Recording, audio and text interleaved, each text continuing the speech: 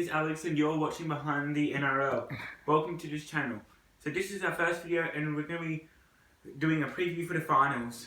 Just week 1 and then we'll probably do the finals preview for week 2 and 3 and the grand final over the next 3 weeks. I'm your main host, Alex. I usually will have another host behind me, Dean, but unfortunately he cannot be here today. Behind the camera today we have Seb. Okay, let's get into the games.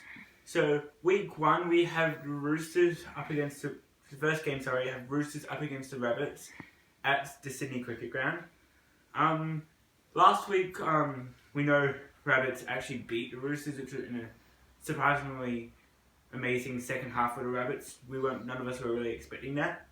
However, it's at the Cricket Ground. I do think the Roosters will win this game. They've got a lot of players. They've got Boyd Corner, they've got Latrell Mitchell, Cooper Cronk, Daniel Tupou, and their team.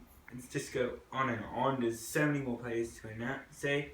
So yes, despite Rabbits beating Roosters 16-10 last week, in the rematch, I do think Roosters will win 20-12.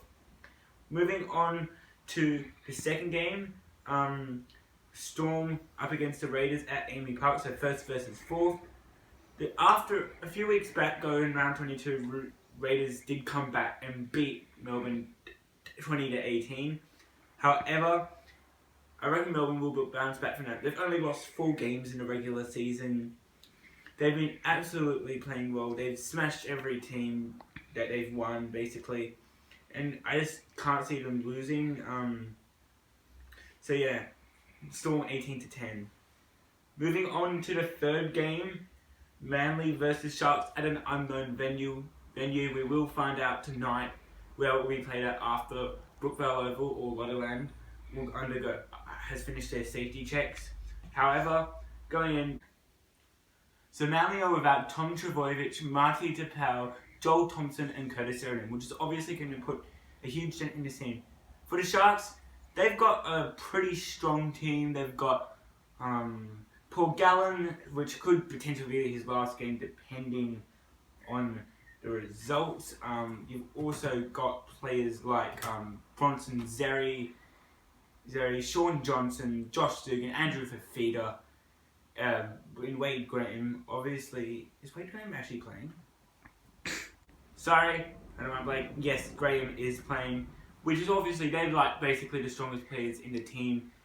They're really, really good. However, Manly, despite having 2 really poor last performances to finish off the season, they do have an easier task ahead of them. They're not playing Melbourne or Parramatta, which I feel like they're going to refresh and they're going to be able to just win this game. Whether they'll be able to win next week, it's going to be different, but I'm going to predict Manly 13-6 over Cronulla.